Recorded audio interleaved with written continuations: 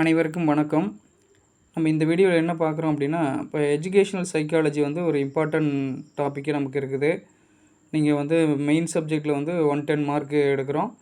மீதி 40 மார்க்கில் 30 மார்க் வந்து எஜுகேஷனல் சைக்காலஜி இருக்குது. அப்புறம் ஒரு 10 மார்க் வந்து ஜிகே இருக்குது. ஸோ நம்ம வந்து பிஎட் படிக்கும்போது சைக்காலஜியில் கொஞ்சம் படிச்சிருப்போம். இருந்தாலும் நம்ம எக்ஸாம் டைமில் அந்தளவுக்கு ஸ்கோர் பண்ண முடியறதில்ல. நமக்கு அந்த சைக்காலஜி எஜுகேஷன் ரெண்டுலையும் சேர்த்துமே நமக்கு ஒரு ஒரு 20 மார்க் கிட்ட வந்துச்சு அப்படின்னா நம்ம எப்படியும் சைன் பண்ணி உள்ளுக்கு போயிடலாம். பட் நம்ம அந்தளவுக்கு கூட ஸ்கோர் பண்ண முடிய மாட்டேங்குது. ஸோ நம்ம கொஞ்சம் அப்பப்போ ரீகால் பண்ணிக்கிட்டு மறந்துடுறோம். நம்ம அதிகமாக ஆல்ரெடி படித்ததை மறந்துடுறோம், அல்லது ரிவைஸ் பண்ண முடியல. ஸோ நம்ம ஒன்ஸ் இது வந்து நம்ம ரிவைஸ் பண்ணிக்கிறதுக்கு ஆல்ரெடி நம்ம படிச்சிருப்போம் இதை. இருந்தாலும் நம்ம இதை கொஞ்சம் ரிவைஸ் பண்ணிக்கிட்டோம்னா நம்ம எக்ஸாம் போகிறப்போ ஒரு டைம் அப்படியே ரீகால் பண்ணிட்டு போனோம் அப்படின்னா உங்களுக்கு யூஸ்ஃபுல்லாக இருக்கும். ஸோ நம்ம இந்த இதில் என்ன பார்க்குறோம் அப்படின்னா, இப்போ எஜுகேஷனல் சைக்காலஜியில் யூனிட் 5ல் வந்து லேர்னிங், கற்றலில் வந்து என்னென்ன ஒரு சிம்பிளாக அதில் சின்ன சின்ன கான்செப்ட் ஓரியன்டாக ஒன்ஸ் வந்து ரிவைஸ் பண்ணிக்கலாம். ஸோ அதில் பாருங்கள், கற்றல் அப்படிங்கிறது என்ன நடக்குதுன்னு பாருங்கள். கற்றல் என்கிறது என்ன அப்படின்னா, ஒரு பயிற்சி, அனுபவங்கள், இதன் மூலமாக ஒருத்தருடைய நடத்தையில் ஏற்படக்கூடிய மாற்றத்தை தான் என்ன சொல்கிறாங்க அப்படின்னா கற்றல் அப்படின்னு சொல்கிறாங்க. ஓகேவா? ஸோ அதை வந்து நம்ம வந்து உளவியல் அறிஞர்கள் வந்து என்ன சொல்லியிருக்கிறாங்கன்னா, டெஃபினிஷன் என்ன சொல்லியிருக்கிறாங்க பாருங்கள். கற்றல் என்பது பயிற்சி, அனுபவங்கள் ஆகியவற்றின் அடிப்படையில் ஒருவனிடம் ஏற்படும் ஓரளவு நிலையான நடத்தை மாற்றம் என்று உளவியல் அறிஞர்கள் கற்றலை வரையறுக்கின்றனர். ஓகேவா? ஸோ இதுதான் வந்து டெஃபினிஷன் பாருங்கள். கற்றல் என்பது பயிற்சி, அதன் மூலம் அனுபவங்கள் ஆகியவற்றின் அடிப்படையில் ஒருவனிடம் ஏற்படும் ஓரளவு நிலையான நடத்தை மாற்றம். ஓகேவா? இந்த நடத்தை மாற்றத்தில் தான் கற்றல் நிகழ்கிறது. கற்றலுடைய எஃபெக்ட் என்ன அப்படின்னா நடத்தை மாற்றம் அப்படின்னு சொல்கிறாங்க. ஸோ கற்றல்னால் என்ன நடக்கும் அப்படின்னா, ஒருவனுடைய நடத்தையில் மாற்றத்தை உருவாக்குகிறது. கற்றலின் விளைவாக நடத்தை மாற்றம் ஏற்படுகிறது அப்படின்னு சொல்கிறாங்க. ஸோ இந்த நடத்தை மாற்றம் வந்து எப்படின்னா, ஒவ்வொரு உயிரிடத்திலும் நம்ம எல்லா உயிரிடத்திலையும் என்ன நடக்கும், முயன்று அவங்க பெறுகின்ற பயிற்சியோ அனுபவங்களோ இதன் மூலமாக தான் உங்களுக்கு வந்து அந்த உயிரினத்தில் நடத்தையில் வந்து மாற்றம் நடக்குது அப்படின்னு சொல்கிறாங்க. இப்போ ஹியூமன் பீயிங்ஸ் அப்படின்னா நம்மளுடைய நடத்தை மாற்றம் எதெல்லாம் நடக்குது, நம்ம மேற்கொள்ளக்கூடிய பயிற்சினாலேயோ அல்லது நம்ம ஒவ்வொரு செயல்கள் மூலமாகவும் ஏற்படக்கூடிய அனுபவத்தின் மூலமாகவும் நடத்தை மாற்றம் நடக்குது அப்படின்னு சொல்கிறாங்க. அதே மாதிரி இயல்போக்குங்கள் சொல்கிறோம்ல, நம்மளுக்கு நாம் வந்து நாமளே வந்து அதாவது ஃபார் எக்ஸாம்பிள் என்ன சொல்கிறோன்னா, பசி எடுக்கிறது, கண் சிமிட்டது, குழந்தைகள் வந்து கை காலை வந்து ஆட்டுறது, இது மாதிரி சின்ன சின்ன விஷயங்களில் வந்து அதெல்லாம் இயல்போக்குங்கள் சொல்கிறோம். அதே மாதிரி ஏஜ் ஆகிறது, வயது முதிர்ச்சின்னு சொல்லலாம், அல்லது மெச்சுரேஷன், இதெல்லாம் என்ன அப்படின்னா அதாவது நடத்தையில் ஏற்படக்கூடிய மாற்றத்தின் கீழ் வராது அப்படின்னு சொல்கிறாங்க. ஒருவருடைய வயது முதிர்ச்சி வந்து நம்ம லேர்னிங் பண்ணிக்கிறதுனால வயது முதிர்ச்சி வராது. இயல்போக்குங்கள் அதே மாதிரி தான். இப்போ இரும்புறது, தும்புதல், அதே மாதிரி பசி எடுத்தல், இது எல்லாமே பார்த்திங்கன்னா லேர்னிங்னால் வரக்கூடியது அல்ல அப்படின்னு சொல்கிறோம். அதே மாதிரி ஒரு குறுகிய காலத்தில் வரக்கூடியது. இப்போ அதாவது நம்ம ஒரு நோய்வாய்ப்பட்டோம், ஃபீவரிஷாக இருக்குது, நம்ம படுத்துருக்குறோம், ஓகே, களைப்பாக இருக்குது, ரெஸ்ட் எடுக்கிறோம், ஓகேவா? ஸோ இதனால் ஒரு சின்ன சின்ன கால டூரேஷனில் நடக்கக்கூடிய நம்மளுடைய நடத்தையில் ஏற்படக்கூடிய மாற்றம் வந்து எதில் கீழ் வராது அப்படின்னா கற்றலின் கீழ் வராது அப்படின்னு சொல்கிறாங்க. ஓகேவா? ஸோ நம்ம இதை பார்த்திங்கன்னா ஒரு நடத்தையில் ஏற்படும் மாற்றம் ஓரளவாவது எப்படி இருக்கணும், நிலைத்த தன்மையுடையதாக இருக்கணும். அதாவது ஒரு குறிப்பிட்ட டூரேஷன் அளவுக்கு அந்த நடத்தையில் வந்து ஓரளவு கான்ஸ்டண்ட்டான நடத்தை மாற்றத்தை வந்து உருவாக்கக்கூடியதாக இருக்கணும். அதன் நிலைத்த தன்மையுடையதாக இருத்தல் வேண்டும் அப்படின்னு சிம்பிளாக சொல்கிறாங்க, டெஃபினிஷனை சொல்கிறாங்க. நெக்ஸ்ட்டு பார்த்திங்கன்னா இன்னும் சிம்பிளாக எப்படி சொல்கிறாங்க பாருங்கள். கற்றல் என்பது நமது அனுபவங்களில் இருந்து நாம் பெறும் படிப்பினை அப்படிங்கிறாங்க. நம்ம அனுபவத்திலிருந்து என்ன கற்றுக்கிறோமோ அதுதான் வந்து கற்றல். அதன் மூலம் உருவாக்கக்கூடிய எஃபெக்ட், இதில் தான் என்ன சொல்கிறாங்க அப்படின்னா கற்றல் அப்படின்னு சொல்கிறோம். அதாவது நம்ம ஒரு அனுபவத்தின் மூலமாகவோ பயிற்சியின் மூலமாகவோ நம்ம அதிலிருந்து என்ன லேர்ன் பண்ணிக்கிட்டீங்க, அதனால் நமக்கு என்ன பயன் கிடைச்சது, விளை பயன்கள் என்ன கிடைச்சதோ அதுதான் கற்றல் அப்படின்னு சொல்கிறோம். எளிமையாக அதை டெஃபினேஷனில் கொடுக்குறாங்க. ஸோ கற்றல்னால என்ன முக்கியத்துவம் நடக்குது, நம்ம ஒவ்வொரு கற்கள் அப்படின்னா கற்றல்னால் நம்ம வந்து ஸ்கூலில் போய் படிக்கிறது மட்டுமே கற்றல் கிடையாது. நம்ம அனுபவத்தின் மூலமாக ஒவ்வொரு செயல்கள் இருந்தும் நம்ம என்ன பண்ணுறோம், ஒவ்வொரு விஷயத்தை வந்து நம்ம லேர்ன் பண்ணிக்கிறீங்க. அது எல்லாமே கற்றலில் தான் வந்துடும். இல்லை பாருங்கள், மனித நடத்தைக்கு அடிப்படையாக அமைவது கற்றலே. ஓகே, மனிதனுடைய அவனுடைய நடத்தை மாற்றத்திற்கு பேசிக்காக என்ன இருக்குது அப்படின்னா லேர்னிங் அப்படின்னு சொல்கிறாங்க. இது பாருங்கள், பேசும் மொழியாக இருக்கட்டும், நம்மளுடைய பழக்க வழக்கங்களாக இருக்கட்டும், நம்ம வச்சுருக்கிற நம்பிக்கைகள், மனப்பான்மைகள், நம்ம குறிக்கோள்கள், லட்சியங்கள், நம்மளுடைய ஆளுமை திறன்கள், ஒவ்வொருத்தருடைய குணநலன்கள், நம்மளுடைய புலன்காட்சிகள், இது எல்லாமே எதினுடைய முக்கிய பங்குனா கற்றலினுடைய முக்கிய பங்கு அப்படின்னு சொல்கிறாங்க.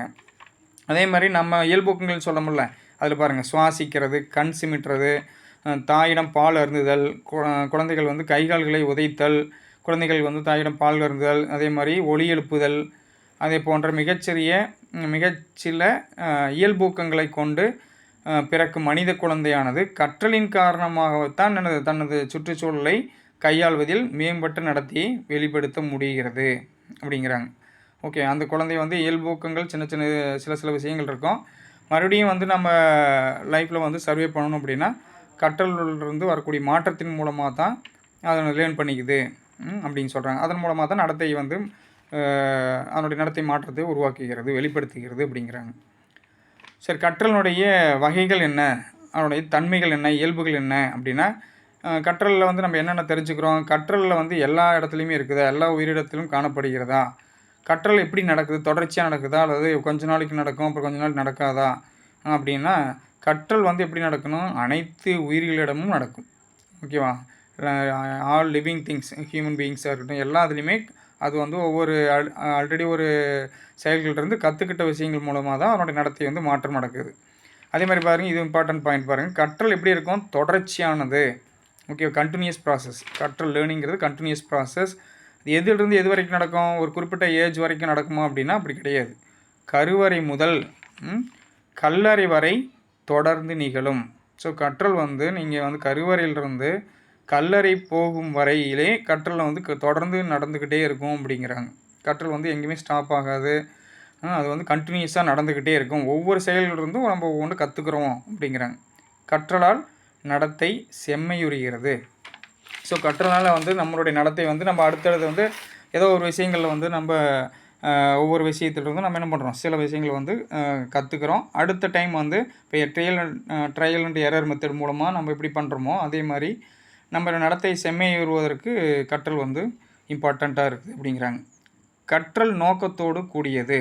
அது எல்லோரும் பார்த்தீங்கன்னா லேர்ன் பண்ணிக்கிறோம் அப்படின்னா அதில் வந்து ஏதோ ஒரு நோக்கம் இருக்கும். நோக்கம் இல்லாமல் என்ன பண்ண முடியாதுன்னா யாரும் கற்க முடியாது அப்படிங்கிறாங்க. நோக்கம் இருக்கணும். நம்ம வந்து ஏதோ ஒரு விஷயத்திற்காக மட்டுமே அதை கற்றுக்குறோம். ஒரு செயலை செய்கிறோம் அப்படின்னா ஒரு நோக்கம் இருக்கும். அதன் மூலமாக தான் நம்ம அந்த செயலை வந்து செய்கிறோம். அதன் மூலமாக நமக்கு ஒரு அனுபவம் கிடைக்கிது.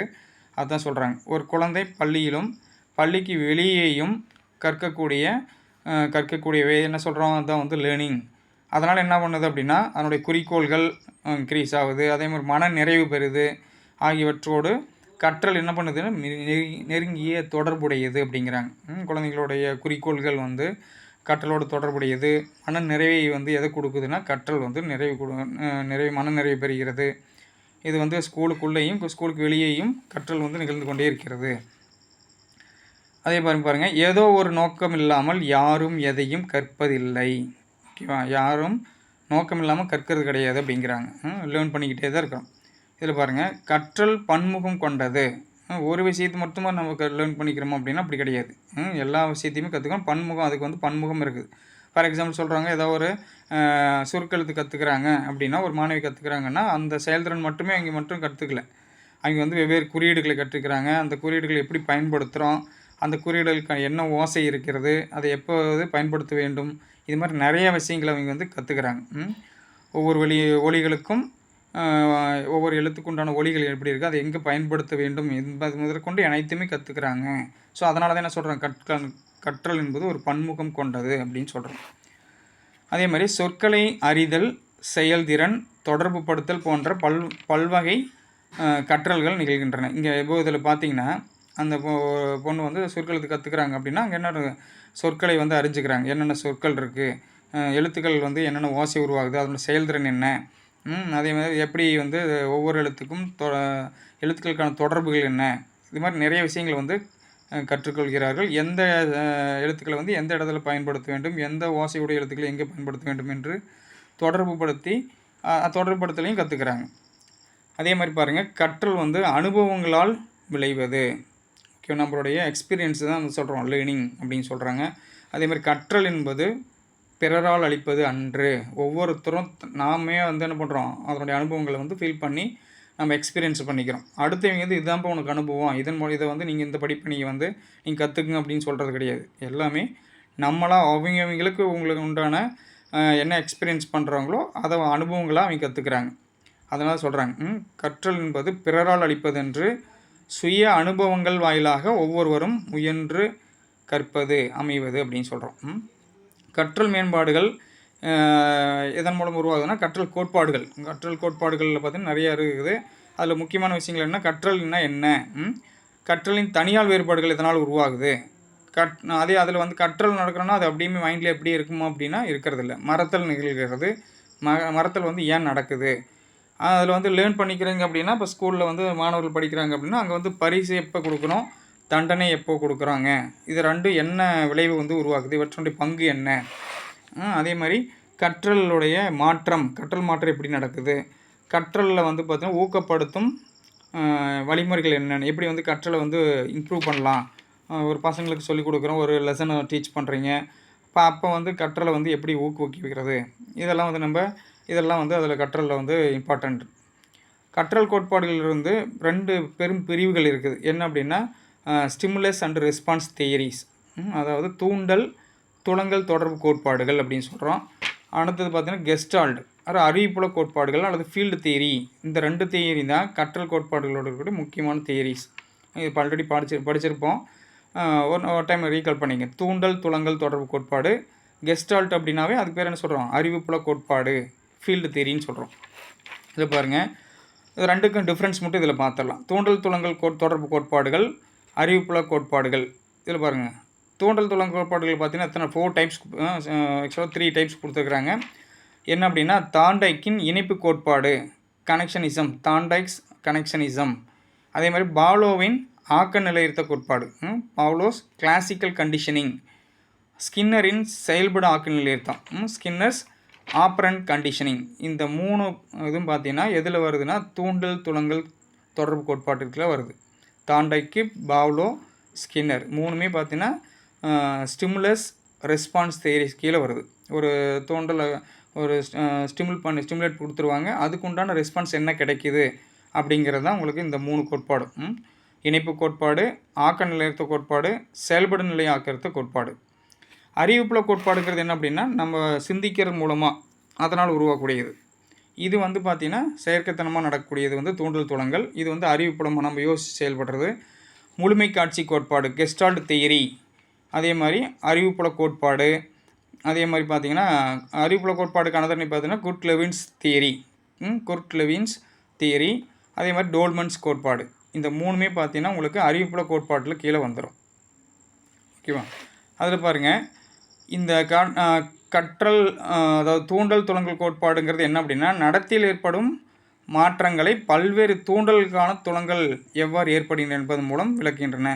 ஒரு ஸ்டிமுலஸ் கொடுக்குறீங்க, ஒரு தூண்டல் கொடுக்கறதுனால என்ன துலங்கல் உருவாகுது. ஓகே, ஒரு பாலோ வந்து நாய் வந்து கூட்டிகிட்டு வந்து நாய் வந்து எப்படி வந்து ஒரு பெல் அடிக்கும்போது பெல் அடித்ததுக்கப்புறம் அதுக்கு வந்து சாப்பாடு கொடுக்குறாங்க. ஸோ பெல் அடிக்கிறப்பெல்லாம் அதுக்கு என்ன பண்ணுது, அடுத்து சாப்பாடு வைப்பாங்க நமக்கு அப்படின்ட்டு அது வந்து செலவாக உழுவுது. ஸோ அது ஸ்டிமுலேஷன் என்ன அப்படின்னா அந்த பெல் அடிக்கிறாங்க.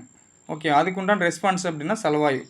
ஓகேவா? ஸோ அது வந்து செயற்கைத்தனமாக ஒரு வந்து க்ரியேட் பண்ணுறாங்க.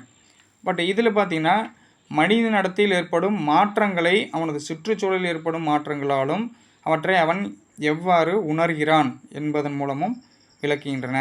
அது வந்து பார்த்திங்கன்னா நம்மளுடைய மனித நடத்தையில் ஏற்படக்கூடிய மாற்றங்கள் வந்து சுற்றுச்சூழல் வந்து எவ்வாறு பங்களிக்குது, அது வந்து எப்படி வந்து மனிதனுடைய நடத்தையில் வந்து மாற்றத்தை உருவாக்குது. ஓகேவா? ஸோ அதை வந்து அவன் எப்படி வந்து உணர்கிறான், எப்படி ஃபீல் பண்ணுறான். ஸோ அதன் மூலமாக தான் இந்த தியரி வந்து எக்ஸ்பிளைன் பண்ணுறாங்க. ஸோ அது வந்து சிந்திக்கிற மூலமாக இந்த அறிவிப்புல கோட்பாடு வந்து முழுமை பெறுகிறது. ஓகேவா? ஸோ இதில் வந்து பார்த்திங்கன்னா 3 டைப்ஸ் கொடுத்துருக்குறாங்க. முழுமை காட்சி கோட்பாடு, அறிவிப்புல கோட்பாடு, டோல்மனி கோட்பாடு, இது 3மே இருக்குது. ஸோ இது வந்து இயந்திரத்தனமானது. இது வந்து தூண்டல் துலங்கல் கோட்பாடுங்கள் இயந்திரத்தனம் அப்படின்னு சொல்லலாம். அது கன்டினியூவாக ஒரு விஷயம் செஞ்சோம்னா அதுக்குண்டான ரெஸ்பான்ஸ் வந்து கிடைக்கும். பட் இதை பொறுத்த வரைக்கும் நம்ம சிந்தித்து செயல்படக்கூடிய விஷயமா இருக்குது அப்படிங்கிறாங்க. ஓகே ஃப்ரெண்ட்ஸ், ஸோ இதை ஒரு டைம் வந்து ரீகால் பண்ணுங்கள். உங்களுக்கு ஹெல்ப்ஃபுல்லாக இருக்கும்னு நினைக்கிறோம். உங்களுக்கு ஏதாவது உங்களுக்கு கமெண்ட்ஸ் ஏதாச்சும் சொல்கிற மாதிரி இருந்துச்சுன்னா கமெண்ட் பாக்ஸில் வந்து சொல்லுங்கள். ஏதோ ஒரு டைம் ரீகால் பண்ணுங்கள். உங்களுக்கு யூஸ்ஃபுல்லாக இருக்கும்னு நினைக்கிறோம். Thank you friends.